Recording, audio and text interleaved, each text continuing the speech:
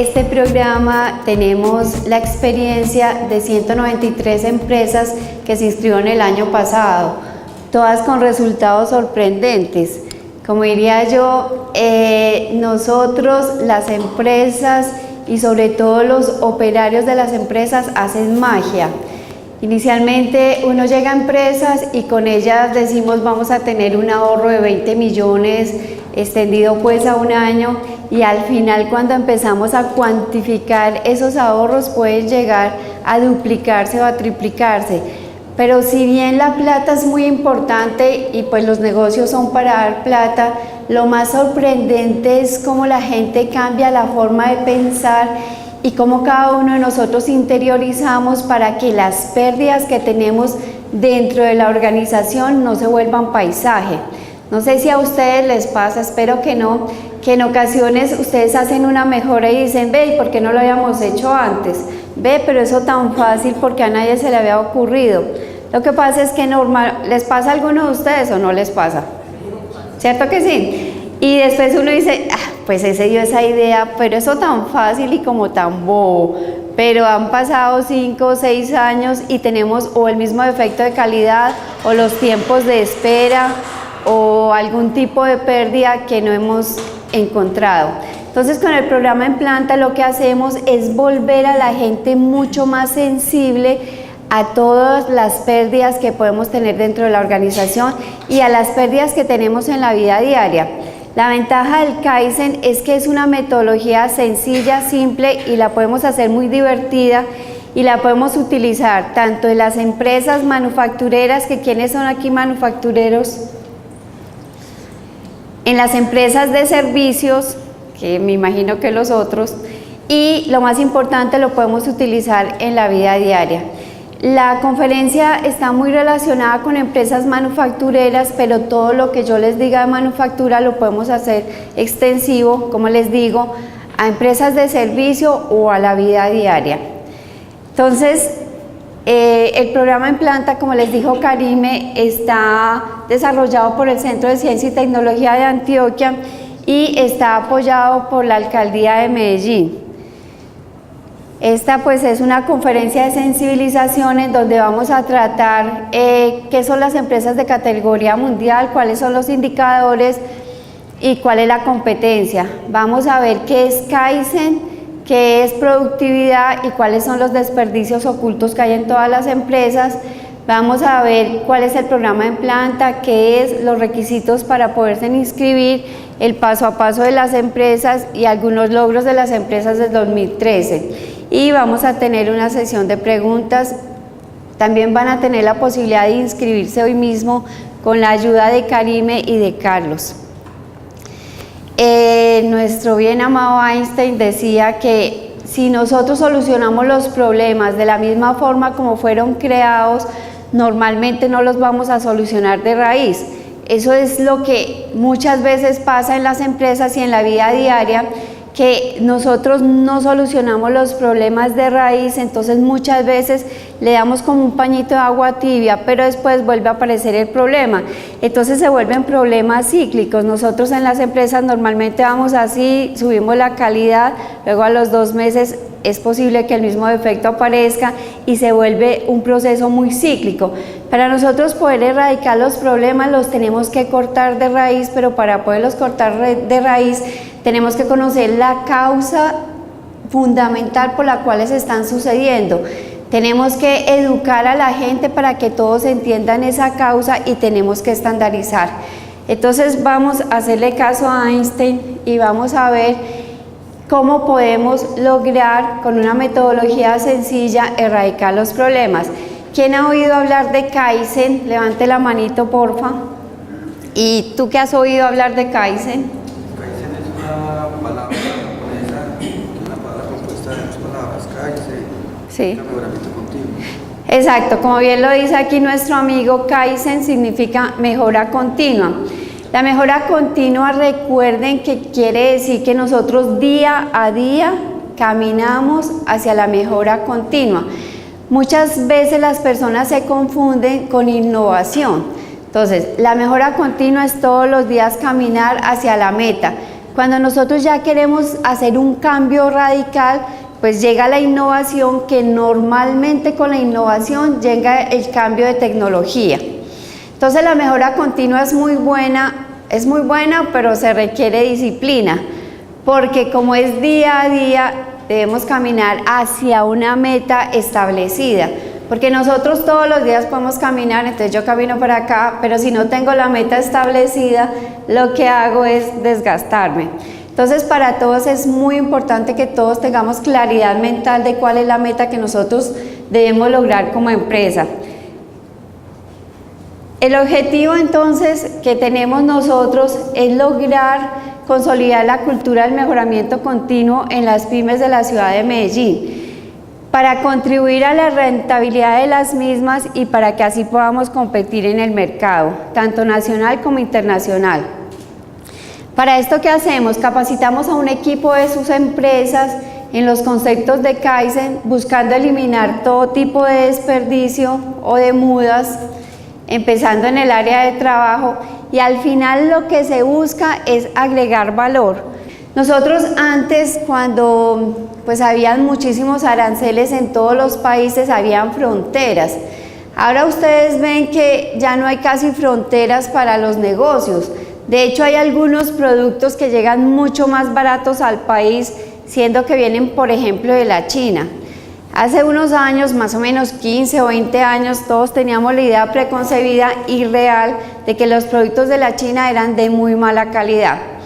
Los chinos se volvieron muy avispados y aplicaron Kaizen, entonces empezaron a mejorar la calidad de sus productos, y ellos dicen: nosotros les ofrecemos productos de gama alta con una calidad excelente, productos de gama media y productos de gama baja. Entonces uno compra de acuerdo al precio que está dispuesto a pagar. Entonces, no sé, yo hace poco estuve en Santa Marta, no es por chicanearles, pero estuve en Santa Marta y se me perdió la cachucha. Entonces estaba en la playa y pasó un señor vendiendo sombreros, y entonces yo vi uno como aguadeño y yo dije: uy, no, pues no lo va a meter tanta plata, pues, o sea, ya me quedan 2 días. Cuando llega el señor y me dice 20.000 pesos, yo 20.000 pesos, y toqué el sombrero y era blandito, o sea, tenía todas las características que yo necesitaba para estar 8 días en la costa. Al final el señor me lo dejó por 15.000 pesos. Eso quiere decir que él estaba ganando el doble, o sea que le salía por ahí a 8.000 o 6.000 pesos. Yo decía, los pobres artesanos pues no pueden competir contra eso, porque los que quieren un sombrero aguadeño pagan por eso, pero los que quieren es protegerse del sol y ya, pues con 15.000 pesos está bien. Entonces, como ya no hay barreras, tenemos que poder competir, y ya no solo a nivel de Antioquia, ni a nivel de Colombia, sino a nivel mundial. ¿Quién es la competencia? Entonces la competencia son las empresas que tienen precios atractivos, alta calidad, excelente servicio, y además tienen alta tecnología, alta productividad, costos bajos y gran organización.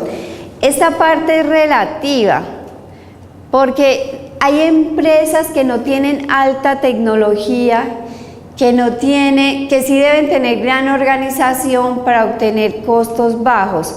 Eso se obtiene básicamente si nosotros eliminamos todo tipo de desperdicios, que ahora los vamos a ver. Sin embargo, obviamente que cuando hay alta tecnología se pueden lograr productos más baratos. Sin embargo, conozco empresas que han montado plantas con alta tecnología, pero que el capital humano no está capacitado para manejar esas máquinas, y son plantas que tienen una productividad de un 50%. Entonces tienen un valor económico, o sea, un capital invertido muy alto que no les está dando rentabilidad. Entonces hay que tener cuidado con eso, o sea, no siempre por tener alta tecnología vamos a ser más productivos. Aquí básicamente como para revisar algunas cosas. Entonces, empresas de categoría mundial, entonces se pueden competir en cualquier mercado, son innovadoras, tienen las mejores prácticas de manufactura o de servicio, tienen bajos costos. Esta parte de flexibilidad es muy importante. Antes yo trabajaba en Corona y al principio cuando trabajaba en Corona nosotros hacíamos lotes de producción muy grandes. Muy grandes es que al mes hacíamos 1 o 2 cambios de referencia por línea, entonces era entre comillas muy fácil porque producíamos baldosas blancas de formato 20-20 y ya. Después cuando empezó a llegar la competencia de los españoles y los italianos, que ustedes ven que son formatos 20-20, 20x25, 30x30, o sea, exagerados, 40x40, 50x50, a Corona le tocó empezar, o sea, a nosotros nos tocó empezar a aprender cómo hacer esos cambios rápidos. Nosotros al principio nos demorábamos más o menos 24 horas para hacer un cambio de molde, porque obviamente son moldes muy grandes. Pero en la medida de que nos vimos obligados a bajar los costos, implementamos algo que se llama SMED, que es cambios rápidos de referencia, y logramos bajar de 24 horas a 30 minutos. Obviamente que eso no se hace de la noche a la mañana y obviamente que hay que analizar cómo lograr eso. Básicamente se logra pues con algunos aditamientos. En lugar de que la gente hiciera tantos esfuerzos, colocábamos un monorriel, colocamos algunas cosas, pero de todas maneras es un cambio grande. Entonces, flexibilidad es necesaria. Y para las personas que trabajan en servicio y los que no trabajan en servicio, la atención al cliente es básica. Muchísimos de nosotros, o yo por lo menos, prefiero en ocasiones pagar un poco más si el servicio es el adecuado. Y prefiero pagar más si también el tiempo de respuesta es menor. En ocasiones la gente dice, pero es que aquí es más barato, pero se demora 8 días. Pero si yo necesito algo en 3 días, pues prefiero pagar con la certeza de que me van a entregar el producto en el tiempo estipulado. Aquí entonces vamos a ver en qué nivel están las empresas de ustedes. Entonces, el nivel 5 es cuando uno está comenzando, en donde básicamente uno tiene la fórmula, tiene materiales, tiene por ejemplo 10 personas, pero no siempre las 10 personas saben hacer las cosas de la misma forma. Entonces ese es el nivel 5. Luego el nivel 4 es donde uno ya empezó a documentar, pero a pesar de que está documentado, no todos hacen las actividades de la misma forma. El nivel 3 es donde, ahí dice que ISO 9000, no las empresas no tienen que estar certificadas, pero sí se tiene que lograr.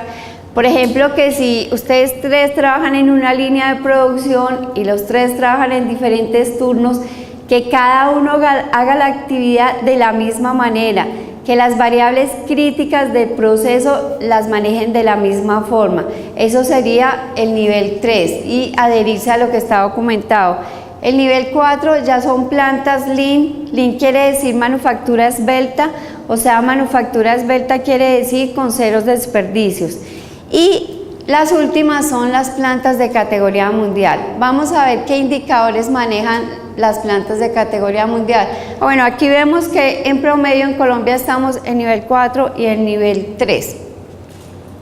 Las plantas de categoría mundial, entonces básicamente tienen, vamos a ver algunos de los indicadores. Por ejemplo, la productividad, tienen de 99 a 100% de productividad. En las empresas de nosotros, todos estos interrogantes quiere decir que son muy variables. Entonces hay empresas, las más grandes pues que yo conozco, que tienen productividades más o menos de un 94, 95%, pero hay empresas pequeñas que tienen productividades más o menos de un 50%. Las contaminaciones en las de categoría mundial pues es 0. Tiempo de respuesta al cliente se mide por horas, no por días ni por meses. En algunas empresas nosotros medimos el tiempo de respuesta por meses. Entonces, claro, si llega alguien que pueda hacer los procesos con la misma calidad de nosotros, al mismo precio y más rápido, nos empieza a quitar los clientes. Cumplimiento de entregas lo hacen de 99 a 100%. Esta parte es muy importante. Los defectos ya no los miden como porcentaje, sino como partes por millón. La respuesta puesta a punto, o sea, los cambios de referencia duran 10 minutos y tienen 0 accidentes.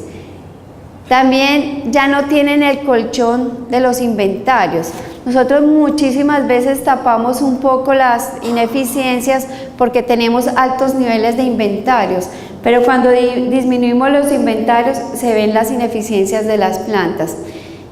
La ventaja de todo es que Colombia antes estaba más mal, ahora hemos ido mejorando, sin embargo tenemos todavía una brecha que debemos quitar para podernos convertir en empresas de categoría mundial. ¿Y cómo vamos a lograr eso? Entonces básicamente vamos a trabajar con gente motivada. Yo sé que decir que trabajemos con gente motivada es muy fácil, pero motivar a la gente es complicado, porque ni siquiera con el salario uno muchas veces logra motivar a la gente. O sea, a uno le incrementan el salario y yo digo, uy, súper, pero al otro día ya se me olvidó, o en ocasiones a uno le incrementan el salario y uno dice, uff, yo esperaba que me incrementaran más, entonces tampoco fue motivación. Entonces el salario ni siquiera es motivación, pero es una parte importante. Yo pienso que una forma buena de motivar a la gente es haciéndolas participar en los procesos y poniéndoles cuidado a las ideas que ellos den. Muchísimas veces, no sé si les pasa a ustedes, la gente tiene ideas, entonces uno va por la planta, entonces uno va pensando el defecto tal, entonces uno sigue caminando y dice, ve ingeniera, ve tal, y uno dice, no, hoy no, y él te puede dar la idea que necesitabas para mejorar. Entonces va a la oficina de uno, entonces uno todo importante dice, no tengo tiempo, estoy muy ocupado, entonces el pobre dice, no, pues ya me cansé. Después a los 6 meses él dice, es que ¿por qué no hacemos esto? Y uno, pero ¿por qué no me dijo antes? Y dice, no, pues yo lo he buscado mucho. Entonces, por favor, oigamos a la gente y entendamos también la forma de hablar de la gente. Muchísimas veces uno se estratifica mucho y no se baja al nivel operativo. Entonces uno tiene que volver el lenguaje operativo, el lenguaje normal, para que así seamos mucho más efectivos. Lo que decíamos con innovación, también logramos tener pues empresas de categoría mundial con tecnología, con trabajo en equipo y con liderazgo. Una forma buena, que es lo que nosotros hacemos en planta, es que nosotros partimos de un diagnóstico y revisamos la situación actual de cada una de las empresas de ustedes. Eso igual lo deben de hacer ustedes. Y se fija una meta de cómo vamos, de qué resultados queremos tener en un tiempo determinado. Entonces, para esto debemos de mirar en el diagnóstico qué recursos necesitamos para poder llegar a la meta, cómo motivar al personal y qué compromisos requerimos para igual poder llegar a la meta, cómo vamos a desarrollar el trabajo en equipo. Recuerden que hay una diferencia grande entre trabajo en equipo y grupo. En equipo es cuando todos tenemos la misma meta, la misma claridad mental de hacia dónde queremos ir. Y en grupo puede que todos estemos en grupo, pero cada uno puede salir para un lado diferente. Entonces, por favor, si de esta charla sale que todos lleguen a sus empresas esta tarde y digan, ve, nosotros sí tenemos claridad mental de los indicadores y cuál de los indicadores es el más crítico que queremos mejorar para poder competir en el mercado, y empiezan a colocar controles visuales donde la gente sepa qué es lo que quieren, para que de esa forma todos homologuen los criterios, me doy por bien servida, y eso les haría la diferencia. Y aquí, entonces, como todo, debemos de tener procesos que creen valor, que disminuyan pues los costos, y debemos de tener un tipo de medición para nosotros saber si vamos mejorando o no. El año pasado también encontrábamos que algunas empresas muy pequeñas no tienen ningún tipo de medición, y otras empresas muy grandes en algunos casos tienen demasiada información, pero no tienen tampoco la información necesaria para saber cómo están en algún tipo de procesos. Entonces hay que llegar a la justa medida para pues así lograr el resultado. La otra forma también de quitar la brecha es conociendo al cliente. Muchas veces nosotros tenemos características en los productos que los clientes no necesitan y gastamos energía y plata en esas características. Entonces el señor Cano dice que nosotros debemos de ver los requisitos necesarios, o sea, la calidad que el cliente espera. Entonces, por ejemplo, a no ser de que sean hombres que saben mucho de carros y tampoco hacen eso, uno va a un concesionario y no empieza a preguntar, ve, y el acero con el que hicieron el chasis es tal porcentaje o tal porcentaje, y la dureza es esta, y los rines tienen esto. Uno da por sentado que el productor del carro tenía todo el conocimiento para hacer esto. Pero cuando uno va al concesionario, sí, entonces dice la calidad que satisface, o sea, los requisitos unidimensionales que yo espero. Entonces, por ejemplo, yo voy y digo, yo quiero una camioneta 4x4 o una 4x2, o quiero un sedán, quiero un carro automático o quiero un carro mecánico, quiero el color verde, quiero combustible de tal tipo. Eso sí lo selecciona el cliente.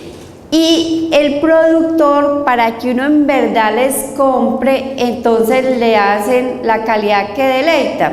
Entonces igual uno va al concesionario, por ejemplo el fin de semana estuve en Ford, y el 4x4 trae una pantallita que uno la puede conectar con el iPhone, pues con el celular. Entonces uno ya no requiere de manos libres ni de nada, sino uno dice, necesito llamar a Víctor. Entonces tac tac y ¡pum!, contesta Víctor. Uno también puede conectar la música, entonces uno decir yo quiero oír tal canción y ¡fuc!, aparece la canción. Entonces tiene cámara trasera, tiene muchísimas cosas que a uno le gustan. Entonces estas son las características que deleitan. Sin embargo, cuando uno ya le da algo al cliente, el cliente, como lo vamos a ver aquí en la matriz de Cano, lo que para uno es deleite, ya después de un tiempo se vuelve un requisito de satisfacción. Por ejemplo, hace más o menos 15 años uno iba también a un concesionario y decía yo quiero un carro full equipo, y el full equipo era súper básico, o sea, básico para lo que uno tiene ahora. Era básicamente aire acondicionado, y le decían, y tiene 2 airbags, entonces uno decía, pues 2 airbags, y tiene rines de lujo, y lo otro era más como de accesorios, tiene cojinería en cuero y tiene madera, y uno decía, pues sí, full equipo. Ahora ese full equipo es que uno ni siquiera dice que aire acondicionado normalmente ya tiene, porque hay muchas gamas de carros que tienen aire acondicionado y que el precio no es mucho más alto de lo que uno normalmente paga. Entonces, si ustedes ven, hay veces nosotros ofrecemos cosas, pero eso ya se convierte en ley. Por ejemplo, si ustedes van a un restaurante y normalmente les dan una entradita deliciosa, y luego van y ya no les dan entrada y le dicen, no, ya tienen que pagar 10.000 pesos por la entrada, ustedes dicen, pues sí, la entrada vale 10.000, pero es que antes me la daban. Entonces ya uno como que empieza como a no gustarle tanto el restaurante. Entonces, esto es para que tengan cuidado. Esta matriz también les sirve para que cuando ustedes vayan a hacer desarrollo de productos, entonces ustedes digan en qué parte estamos, en calidad que satisface, en calidad que deleita o en la calidad que se espera. Y con base en eso también ustedes pueden hacer un ejercicio con los productos que tienen y los pueden ubicar en esta matriz. Algo que ha cambiado muchísimo es la comunicación. Si ustedes ven, en 1850 se gastaba uno para ir por carretera más o menos 5 meses para llegar de Colombia a Lima. Aquí ni siquiera está actualizado, sino en el 84 en el transbordador uno se demora 10 minutos. Sin embargo, ahora la tecnología es tan buena que uno ni siquiera se tiene que desplazar a Lima para poderse ver con la persona. Entonces está Skype, las teleconferencias, o sea que en este instante es casi que inmediato que uno se pueda comunicar visualmente, bueno, y por teléfono también, con otras personas. De los adelantos mayores de las últimas décadas es básicamente la comunicación. El internet ya rompió fronteras, ya la información es para todo el mundo. Antes algunas empresas competían porque tenían tecnología como secreta. Ahora prácticamente toda la tecnología está abierta al conocimiento. Igual, antes cuando corrían la Fórmula 1, se demoraban en 1950 más o menos 4 minutos en los cambios de llantas, de gasolina, en la adecuación de los carros. Ahora son segundos. Si ustedes ven, los carros llegan y más se demoran en parar que en arrancar. A eso los invito y los reto para que ustedes en sus empresas, cuando tengan que hacer cambios de referencia, piensen que si lo están haciendo en 1 hora, lo pueden llegar a hacer en 9 minutos. Traten porfa de pensar que sea un solo dígito. Lo que les digo, no es tan fácil, pero en ocasiones básicamente con un alistamiento adecuado se logra disminuir mucho los tiempos. Entonces, por favor, revisen también esta parte. ¿Qué fundamentos se trabajan en el Kaizen? Entonces el Kaizen se trabaja con 2 fundamentos, con la mejora continua y se hace un respeto profundo por las ideas de la gente. Cuando yo estudié en Japón, entonces íbamos a distintas empresas y nos contaron la historia de cómo se desarrolló el Shinkansen o tren bala. Entonces había una reunión así como la que estamos nosotros y las personas empezaron a dar ideas. Entonces el problema era que en Tokio vivir es muy costoso, entonces mucha gente vive fuera de Tokio, pero para desplazarse había muchísima congestión en el tren. Mucha gente cogía avión, pero ustedes ven que cuando uno toma el avión se demora por lo menos 4 horas.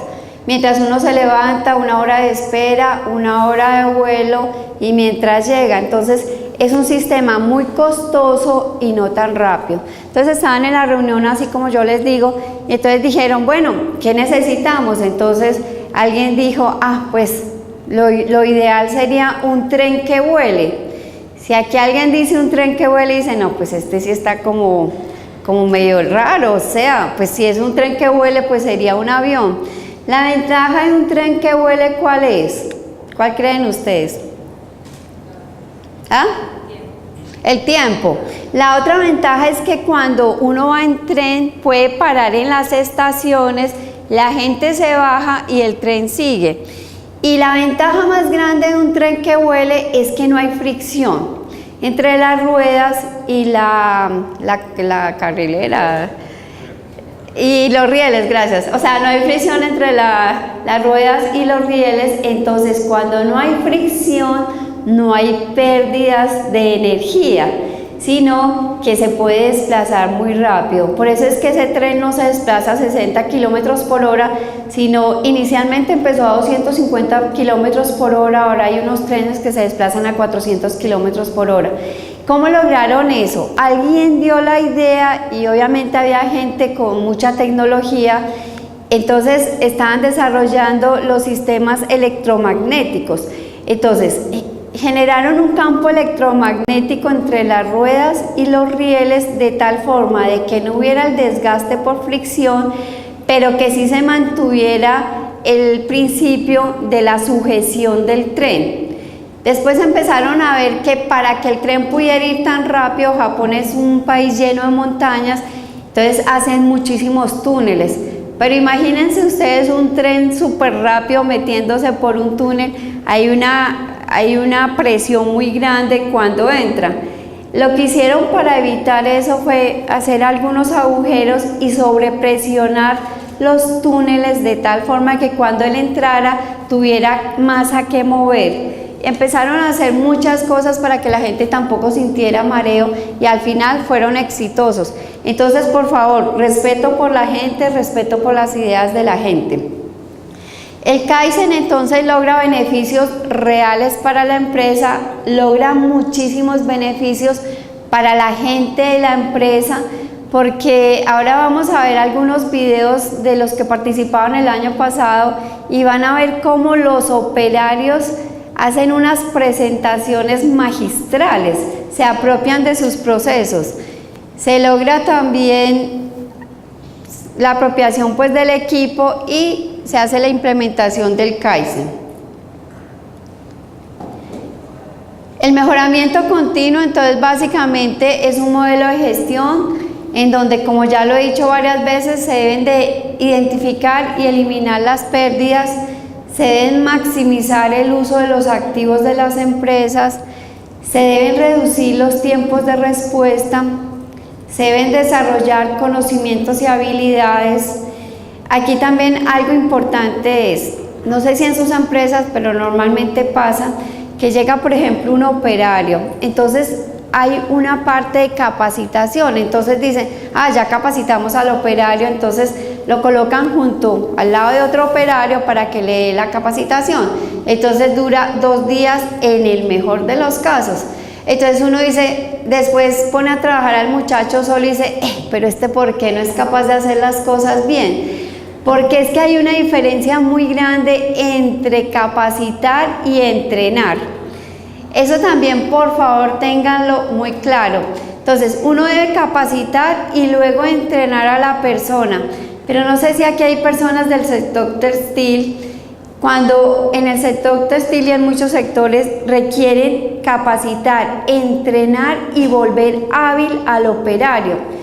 El año pasado yo estaba en una empresa en donde había una niña que lograba hacer una separación de piezas y ella hacía más o menos 400 por hora y las otras operarias hacían más o menos 200 piezas por hora. La que hacía 400 la calidad era por ahí de un 95%, la que hacía 200 la calidad era más o menos de un 70%. O sea que la de 400 seguía siendo la mejor. Empezamos a ver ella por qué era capaz de hacer mejor. Y ella tenía una característica muy buena, era que era ambidiestra. Entonces, si estaba, en la máquina así, ella lograba, y si estaba, lograba con la otra mano. Pero empezamos a ver que no es fácil conseguir operarios ni gente ambidiestra, pero lo que sí es fácil es uno decir, bueno, si yo necesito una persona para esta máquina y es zurda, pues la aprovecho porque sale por este lado la prenda. Pero si no, la voy a colocar acá. Empezamos a revisar y de todos los operarios que había, logramos casi que el 80% ubicarlos de acuerdo a la lateralidad de su mano. Y con eso se incrementó muchísimo la producción. Entonces también por favor los invito a que revisen cuando capacitan, entrenan y vuelven hábiles a las personas. Recuerden que cuando hacen ese tipo de movimientos, lo ideal sería hacer esto. Las otras personas tampoco eran tan hábiles porque hacían esto. Cada vez que uno estira la mano es unos segundos que pierde. Pero si uno en el día hace esta operación, no sé, 1000, 2000 veces, pierde mucho tiempo. Lo mismo cuando ustedes tienen puestos de trabajo en sus empresas que ven que la gente hace esto, eso es improductividad. Entonces, lo mismo cuando ustedes ven que, por ejemplo, yo tengo este tamaño y mi máquina es así de grande, pues por favor me ponen un banquito o algo así, porque también, ojalá que todos fuéramos grandes, pero como vemos unos más chiquitos, entonces también por favor revisen los puestos de trabajo. Para que esto funcione es necesario, ni siquiera importante, es necesario que haya una comunicación directa entre la gerencia y los operarios. Debe de haber un compromiso total de la gerencia, llámese gerencia, jefe, dueño, para que este proceso funcione, porque debemos de involucrar a personal de la planta para que ellos se vuelvan autónomos. El éxito del programa en planta en comparación con otros programas que hay muy buenos es que nosotros vamos directamente a las plantas y trabajamos en la base de la planta. Eso quiere decir que no es que nos contaron, que es que de pronto la máquina, sino que nosotros bajamos a la planta, miramos, revisamos las operaciones, lo que yo le digo, pues uno adquiere pues un sentido de observación. Entonces si uno ve que la gente camina mucho, hay un problema. Si uno ve que la línea de producción tiene almacenados productos aquí y el resto está parado, hay un problema de balanceo de línea. Entonces uno va mirando y vamos diagnosticando cuál es el mayor problema de la empresa y ese es el trabajo que haríamos. Aquí esto quiere decir pequeños equipos de trabajo. En algunas empresas se podrán tener pequeños equipos de trabajo, en otras si son 20 operarios pues tendríamos 2 equipos de trabajo y ya, entonces depende de la empresa, pero en todas funciona igual. Aquí este es el resumen ejecutivo, entonces vamos a mirarlo, básicamente es lo que les estaba hablando en este instante. Entonces, la mejora continua, entonces el objetivo es crear la cultura de la mejora continua en las pymes de Medellín y sus alrededores. Para esto nos vamos a centrar en la eliminación de pérdidas. Se involucra a todo el personal de la empresa en la implementación. Esto se hace para lograr la participación activa y lograr resultados superiores, y se hace con orientación a trabajo de los pequeños equipos como lo veíamos anteriormente. Todo esto básicamente es para generar cero pérdidas y para volvernos competitivos, y la única forma de poder generar cero pérdidas siempre es estandarizando. Si nosotros logramos disminuir en algún proceso algún tipo de pérdida, pero no hacemos una estandarización, seguramente al mes, a los 2 meses va a volver a aparecer el mismo problema.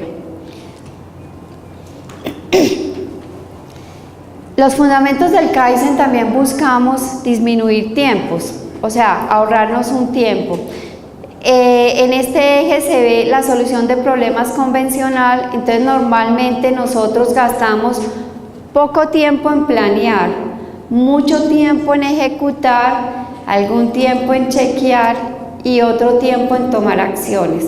La diferencia grande cuando uno ya empieza a trabajar con mejora continua es que nos quitamos el paradigma de que planear necesita uno mucho tiempo. Para planear uno básicamente, si lo hace rápido, deberíamos de hacer esto. Vamos a utilizar las 4 M's, entonces yo voy a hacer una producción, entonces hago la planeación en mi cabeza, o si quieren en un tablerito, dice, bueno, la mano de obra, tengo la mano de obra capacitada, entrenada y hábil, ¿sí? Ok. Tengo las materias primas disponibles para la orden de producción que voy a hacer mañana. Si tengo las materias primas, programo la orden. Si no la tengo, no la programe, porque no sé si a ustedes les pasa que uno hace el programa de producción y le queda divino. Y cuando ya va a programar dice, pero es que no ha llegado tal materia prima. Pero se da cuenta el día que va a hacer la orden de producción, entonces pierde mucho tiempo. Entonces, materias primas. Materias primas también que se hayan comprado a un precio adecuado, que cumplan con todas las especificaciones técnicas. En algunos casos, el área de compras, por ahorrarse algunos pesos, por ejemplo en algunas correas o algo, dice, esta correa es más barata, entonces la compra. Pero resulta que la más barata dura 3 meses menos. Entonces en la planta, en lugar de cambiar la correa cada 3 meses, la tienen que cambiar cada mes. Eso es improductividad. Cuando uno mira el costo-beneficio, se da cuenta que lo que obtuvo fue una pérdida. Entonces vamos, mano de obra, materia prima, revisamos la máquina. La máquina tiene que estar siempre disponible. En algunos casos, cuando en las empresas son grandes, tienen máquinas de stand-by. Normalmente las máquinas de stand-by se convierten en el almacén de repuestos de las otras máquinas. Entonces cuando uno la va a usar, ya no tiene cómo usarla. Entonces, por favor, las máquinas siempre deben de estar listas. Una forma también de hacer es que cuando nosotros tenemos operarios autónomos quiere decir que conozcan la máquina, que le sepan por lo menos lubricar y que revisen los ajustes. Las máquinas nunca se van a dañar tanto como cuando no las trabaja una persona que conozca la máquina. Entonces esa es la otra. Y el último es el método. Recuerden, el método debe estar estandarizado. Uno hay veces no estandariza porque espera que todo esté perfecto, pero si no empieza a estandarizar lo mínimo, nunca va a llegar a la perfección. Entonces, por favor, recuerden, estandaricen para que las 3 personas de los distintos turnos hagan las cosas de la misma manera. Entonces, cuando uno logra hacer eso, nosotros nos demoramos un poco más en planear, pero cuando ejecutamos, o sea, cuando hacemos, el hacer va a ser efectivo, porque aquí se demora uno más tiempo en hacer, pero es porque tiene que reprocesar, tiene que esperar, tiene que ir al almacén por las materias primas en lugar de empezar a trabajar de una vez. Entonces, esta parte es súper importante. ¿Qué es la productividad? Entonces, la productividad es un estado mental. Pues uno dice que es un estado mental y en verdad es algo físico en las plantas, pero es una actitud que busca la mejora continua. Es estar convencido de que mejor hoy que ayer y mañana mejor que hoy. O sea, es estar convencido que las cosas se pueden mejorar siempre. La productividad se logra cuando uno se da cuenta y se adapta al cambio. El cambio es permanente. O sea, ahora los negocios son súper rápidos en todo el mundo. Y la productividad, para uno lograr 100% de productividad, tiene que hacer que los insumos que yo utilizo, los utilice al 100% para obtener productos. Por ejemplo, si yo tengo aquí 100 kilos de un material, debería de obtener 100 kilos de producto. Eso no es tan fácil porque obviamente hay algún tipo de desperdicio en las plantas, pero entre más bajo sea este número es porque estamos utilizando los insumos malos. En algunas empresas se mide la productividad también como número de piezas por persona. Eso es muy bueno y es adecuado, pero los invito a que hagan también el ejercicio en sus empresas y revisen cómo están utilizando sus insumos.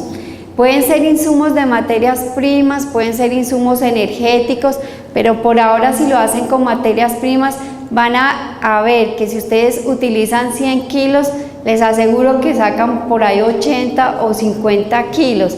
Entonces se observa muchísimo desperdicio a lo largo de la cadena de producción. Básicamente en todos los procesos pues hay un insumo, un proceso y una salida, y en los procesos hay cosas que generan valor y hay otras que no generan valor. Entonces, ¿qué genera valor? Cualquier operación o cualquier actividad que cambia, convierte o transforma los materiales en un producto o servicio. Por ejemplo, si yo voy a vender una casa de interés social, el cliente no está dispuesto a pagar esos vidrios biselados, porque el cliente de interés social lo que quiere es el vidrio. Entonces, si yo como productor me pongo a ponerle un valor agregado que el cliente no está dispuesto a pagar, yo voy a tener una pérdida y no voy a conseguir más clientes tampoco. Entonces, lo que no genera valor es cualquier operación o actividad que quite recursos o tiempo para hacer productos que el cliente sí está dispuesto a pagar, valga la redundancia.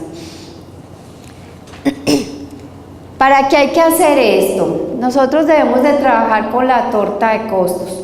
Lo que digo, cuando son empresas grandes normalmente tienen un sistema de información y de costeos muy grandes, pero si somos empresas pequeñitas, por favor ustedes revisen cuáles son los costos mayores. Entonces, por ejemplo, las empresas de carnes, el costo mayor de la empresa es la materia prima, el costo mayor de la empresa es la carne.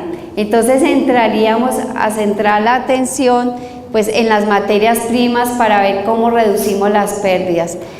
Por ejemplo, Corona, nosotros quemábamos o todavía las baldosas a 1200 grados, 1150 grados centígrados.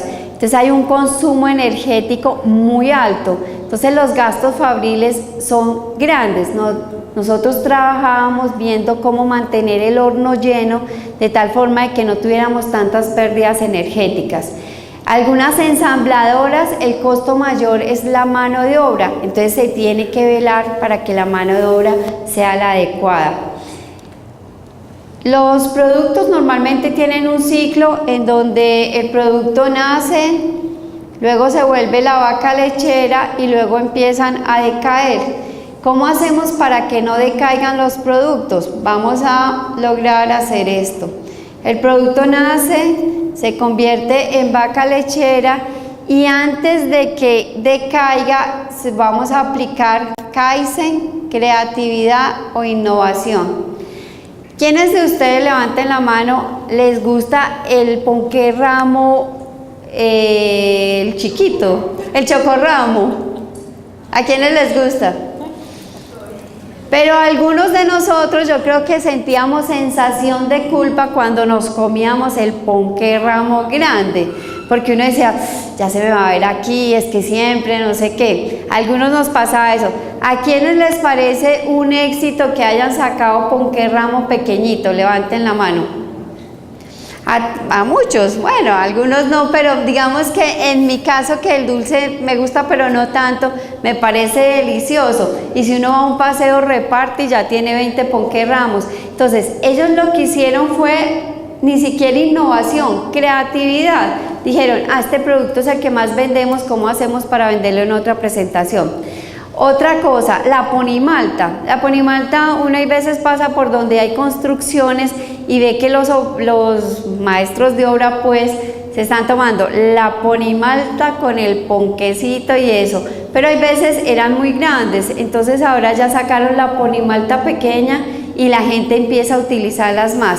Entonces, si ustedes ven, es como entender las necesidades de los clientes y poderlas atender.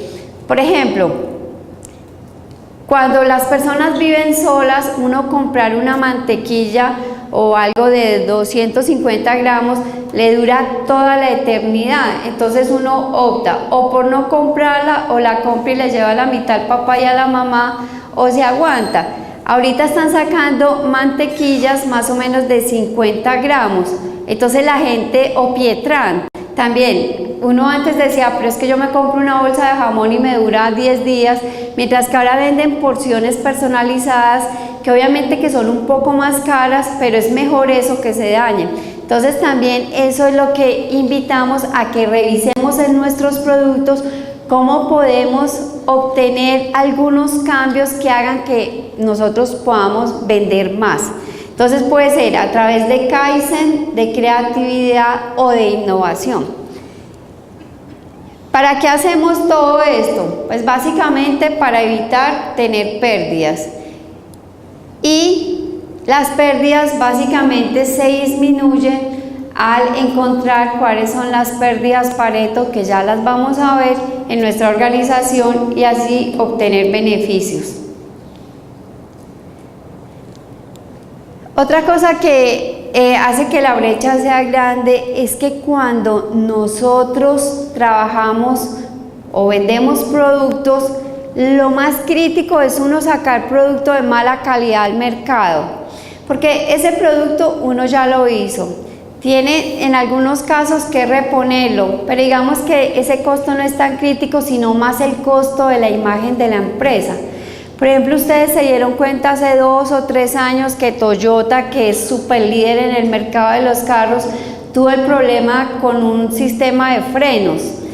Y ellos mismos fueron muy éticos y sacaron del mercado y repusieron, pero ya a uno le quedaba como la cosita y decía, Toyota, no, sí. Entonces ya uno volvía a ensayar y veía que funcionaba y lo compraba.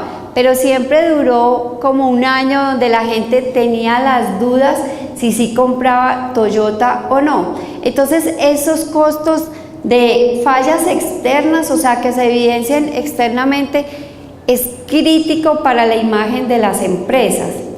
El otro son fallas internas, que también son críticas, pero por lo menos uno, en la medida que produce, va evidenciando productos defectuosos y los va sacando.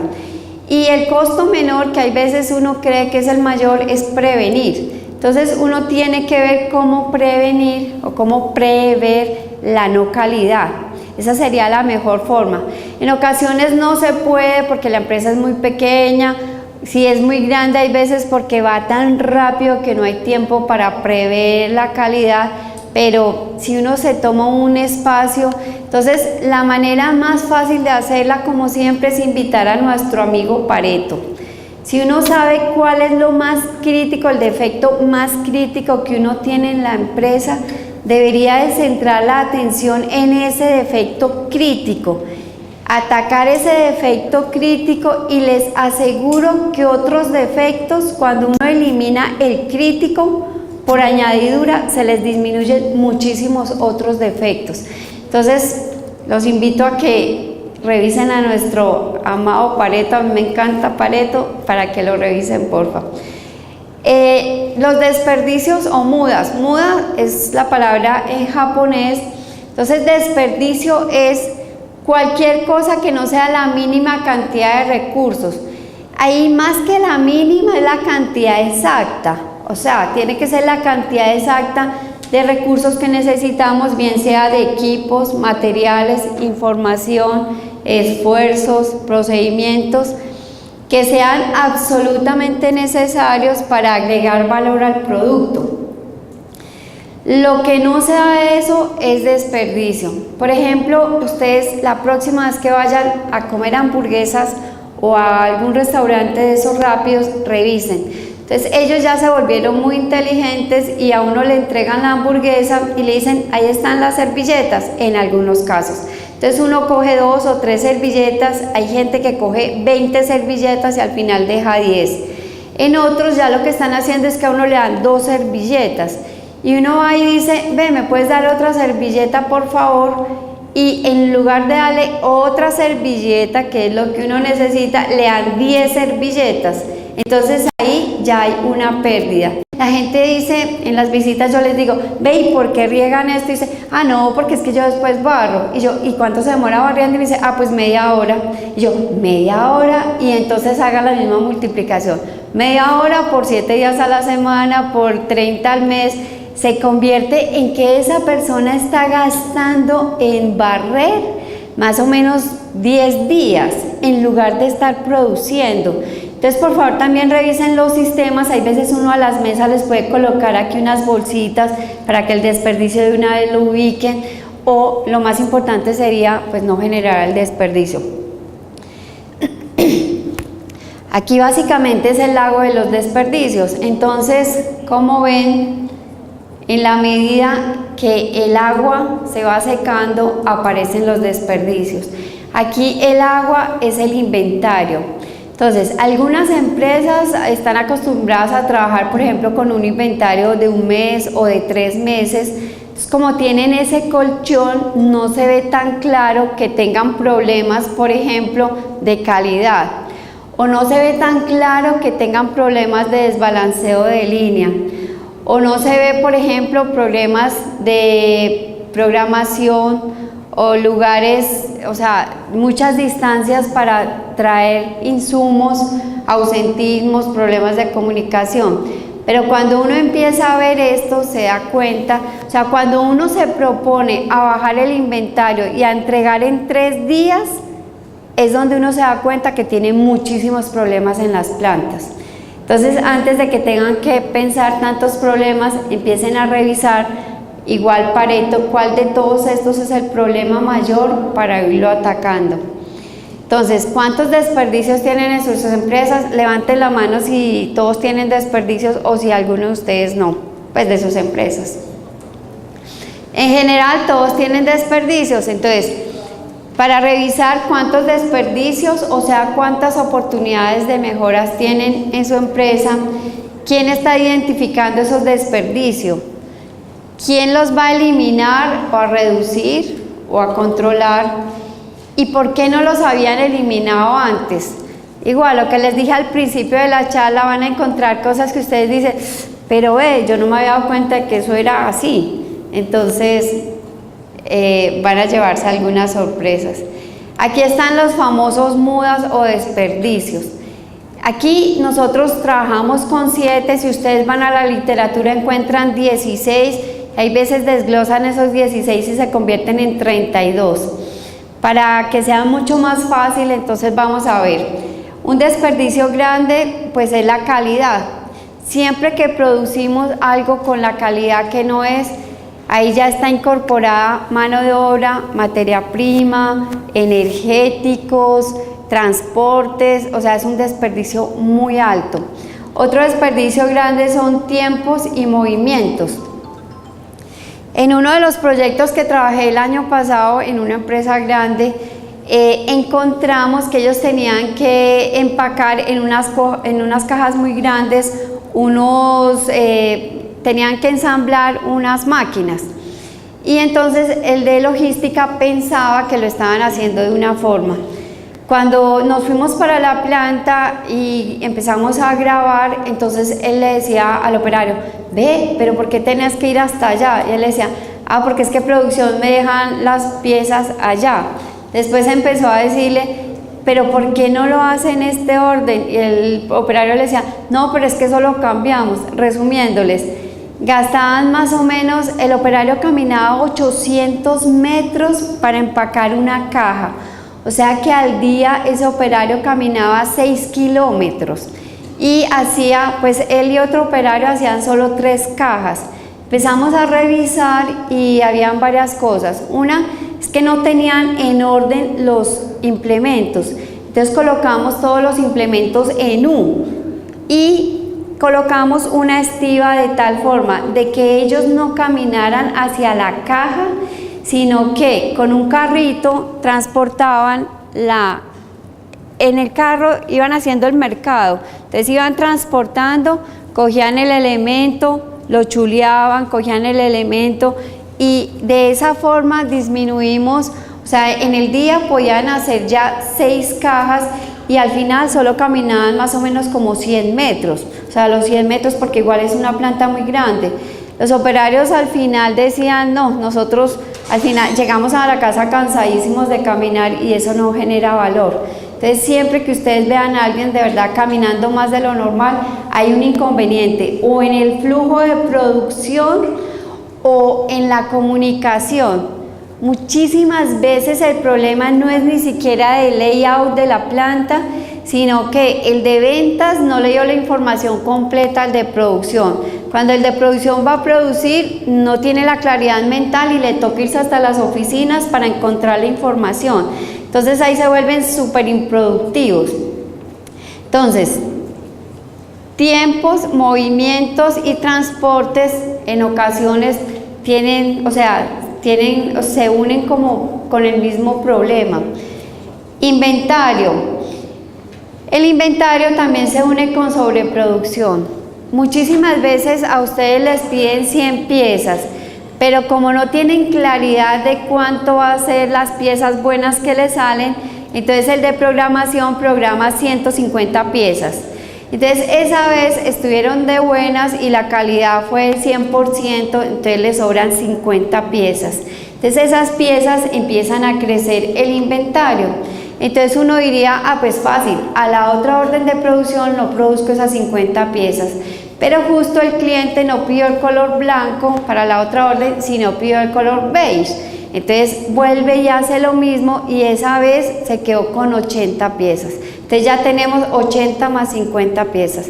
Luego pasa eso y se vuelve una cadena en donde se les crecen los inventarios y muchísimas veces los inventarios no son compensados. Por ejemplo, si yo hago esta pieza del micrófono y esta, es posible que yo tenga de estas 100 y de estas 200. Entonces me toca después programar de estas 100, pero me salen más. Entonces se vuelve un problema de inventarios que tiene mucho que ver con la calidad. La otra son procesos innecesarios. El año pasado una de las empresas que quedó finalista en el programa en planta era una empresa pequeñita, solo tenía 20 empleados, o sea, hicieron un trabajo espectacular. Y ellos lo que hicieron fue que empezaron a aplicar los 5 porqués, pero lo hicieron de una manera macro. Entonces decían, ¿por qué? Porque nos toca hacer este proceso. Y lo que encontraron es que estaban haciendo un proceso de maquinado para unas piezas y eso no le generaba valor porque lo pudieron eliminar todo el proceso. Entonces, esa empresa obtuvo muchísimos beneficios económicos y muchísima flexibilidad en la producción. Entonces también hay procesos que uno siempre dice, pues es que eso se hace así, pero si uno empieza a cuestionarse por qué, esa es otra técnica sencilla. Por favor, cada vez que se pare una máquina, entonces el operario llega así y entonces dice, se paró la máquina. Entonces uno le dice, ¿por qué? Dice, pues porque se dañó. Entonces uno, como tiene mucho afán, dice, pues sí, se dañó y se va. Entonces no. Entonces usted dice, se paró la máquina y le dice, ¿por qué? Entonces el operario le dice, porque se dañó. Entonces, ¿pero por qué se dañó? Dice, porque se reventó la correa. ¿Y por qué se le reventó la correa? Yo no sé. Entonces uno le deja la tarea y le dice, bueno, averigüe hace cuánto colocaron la correa.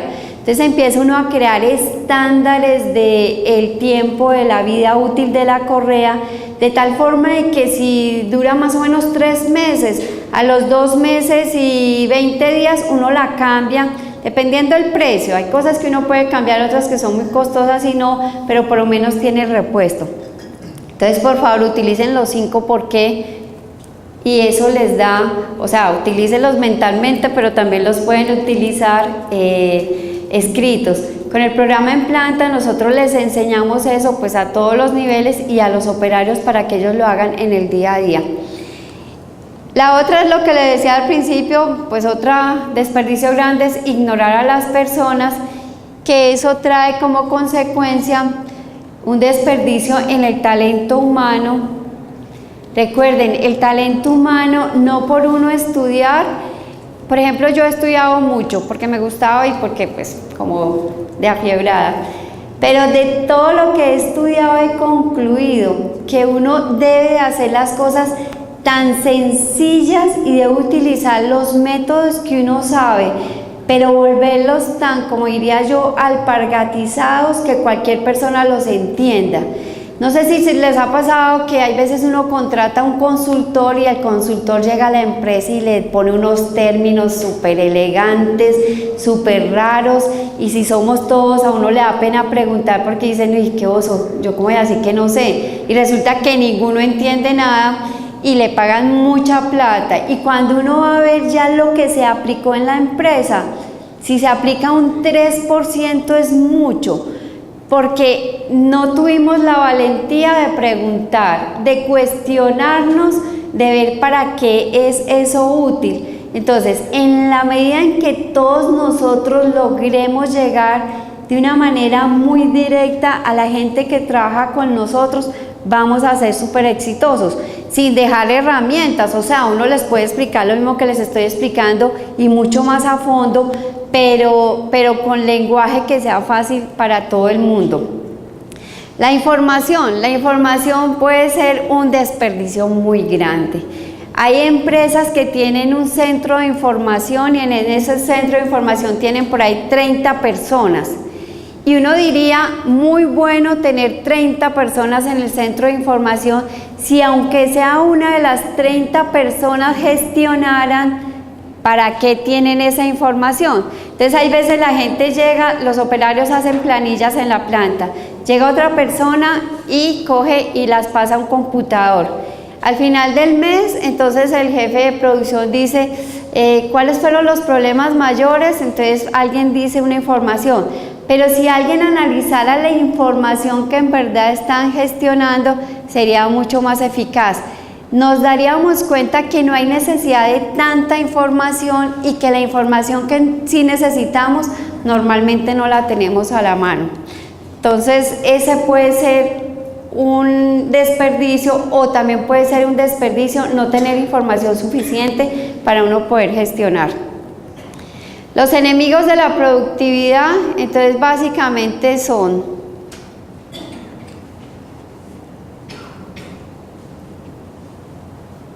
el descuido, el desperdicio como tal, el deterioro de las máquinas, y eso causa el desastre. Cuando todo esto se une puede causar, por ejemplo, en un motor de un carro, si uno se descuida y no le echa aceite, o está deteriorada la máquina, puede ocurrir el desastre y es que se funda el motor, por ejemplo. Los enemigos de la productividad también en las plantas es que muchísimas veces en las empresas trabajamos sin estándares y la otra es que no hay gestión visual. Nos convertimos en islas o en áreas aisladas y normalmente no actuamos, sino que decimos que la culpa es del otro. Entonces el de producción dice que el de ventas dice que el de comercial dice que logística y al final no se hace ninguna mejora. No se comparte el trabajo en equipo, no se aprovecha la sinergia dentro de la empresa y esta es la más importante, pues desde mi punto de vista, es que se tienen metas confusas, cada uno dispara hacia un centro, pero ninguno tiene la claridad mental de cuál es el centro que van a atacar. La gestión visual, entonces la gestión visual, lo que les digo, es muy importante. Recuerden no volver contaminación visual. Cuando empezó la moda de la gestión visual, uno iba a muchas empresas y las paredes eran llenas de letreritos, las máquinas. No, la gestión visual debe ayudar para controlar, no para volverse contaminación visual. El objetivo, entonces, como lo hemos dicho a lo largo de la charla, es lograr cero accidentes, lograr cero reprocesos, lograr cero defectos de calidad, lograr cero pérdidas, lograr cero demoras, desperdicios, errores en los documentos, cero clientes que no estén satisfechos con nuestros servicios. ¿Qué margen de error tolerarían ustedes? Que eso hay veces en las empresas no nos preguntamos. Por ejemplo, porcentaje de sueldo que le disminuyan a uno, ¿qué porcentaje ustedes estarían de acuerdo en que les disminuyeran? ¿Quién estaría de acuerdo que le disminuyan algo? Nadie, ¿cierto? Por ejemplo, si alguien tiene un clavo en un zapato, ¿ustedes pararían, mirarían por qué tienen el clavo o siguen con el clavo todo el día? Pararían, ¿cierto? Por ejemplo, el porcentaje de infidelidad conyugal, pues uno dice, pues como que cero, ¿cierto? Uno hay veces pues se aguanta, pero normalmente como que uno dice cero. En las empresas, entonces uno muchas veces no dice cuál es el porcentaje que estamos dispuestos, sino que hay veces es como la vida, entonces cantidad de piezas defectuosas, el tiempo perdido por máquina, los accidentes, la cantidad de mugre en el área de trabajo, los negocios perdidos por precio. Entonces, ¿qué están dispuestos ustedes a tolerar? Aquí reciclar, la invitación es a no reciclar, porque la invitación es a no generar ningún tipo de desperdicio. O sea, uno recicla muchas veces es porque genera productos de mala calidad o genera desperdicios en los procesos. La invitación es a que nosotros identifiquemos también las pérdidas, que podamos llegar a cortarlas, a eliminar los defectos de raíz para no producir defectos. Eso hace que nosotros reduzcamos las pérdidas energéticas, reduzcamos las pérdidas hídricas, reduzcamos cualquier tipo de pérdida. Entonces esa es la invitación. Pero al final, obviamente, que debemos de reciclar. Entonces la invitación también es a que sí tengamos una disposición adecuada de todos los residuos con el fin de que los podamos o reutilizar o recuperar. El programa en planta, entonces el programa en planta, que no les hemos hablado aún, es básicamente un programa en donde los actores principales son las empresas y están cimentados por el Centro de Ciencia y Tecnología de Antioquia y la Alcaldía de Medellín. Allí trabajamos un número de especialistas que, valga la redundancia, tenemos muchísima experiencia en plantas de producción y o en servicios. Todos mis compañeros entonces hemos trabajado en empresas grandes donde hemos aplicado Kaizen.